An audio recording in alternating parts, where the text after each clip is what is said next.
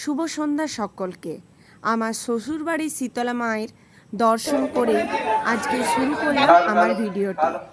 আমার এখানে মায়ের খুব জাঁকজমক করে থাকা পুজো হচ্ছে। থাকা নামটার সঙ্গে তোমরা হয়তো অনেকেই পরিচিত নও, আবার কেউ কেউ জানো। সেই থাকা কীরকম বা কিভাবে হয় সেইটাই বোঝানোর জন্য তোমাদের সামনে আজকে তারই একটা ছোট্ট অংশ তুলে ধরলাম।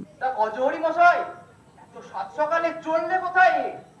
আচ্ছা, তুমি কি আর আমাকে কোনোদিন অটোপ্যাল মশাই বলে ডাকবে না? আরে কি করি বলুন তো, চেষ্টা তো করি, কিন্তু ওই যে গত 1 মাস ধরে দূরদর্শনে ব্যাট আর বলের লড়াই হলো, ওতেই তো ব্যাট বল হয়ে যাচ্ছে মশাই। আরে 19 বছর পর বড়াম্মায়ের থাকা পুজো যাচ্ছি, প্রথমে জামাই বাড়ি, তারপর সেখান থেকে সোজা শ্বশুর বাড়ি। তা গজহরি, তোমার ওই ব্যাগে কি আছে? আবার গজহরি? তোমার কি আর জগহরি হলো না মশাই? তোমারও কি আর অটোপ্যাল হচ্ছে নাকি সেই ব্যাট বল? আচ্ছা, বললে না তো ওই ব্যাগে কি আছে? ব্যাগে গুড়ের বাতাসা আর নকল দানা আছে। কি? মেয়ের বাড়ি আর শ্বশুর বাড়ি যাচ্ছ গুড়ের বাতাসা আর নকুল দানা নিয়ে?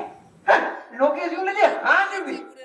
হাসার কিছু নাই, তারা কি আর জানে আমার বাবা জীবনকে ডেলি প্যাসেঞ্জারি করে অফিস করতে হয়।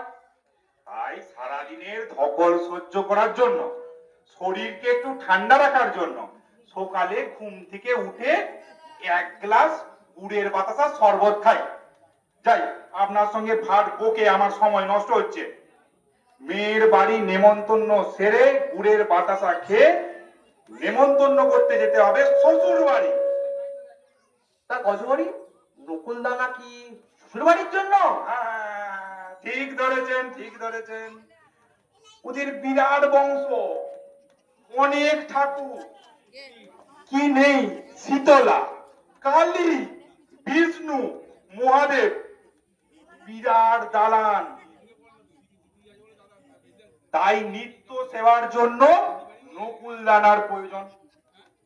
আসলে মিষ্টি নিয়ে গেলে আবার ওদের রীতিনীতি আছে, জ্ঞাতিদের দেয়া দোয়া করতে হবে।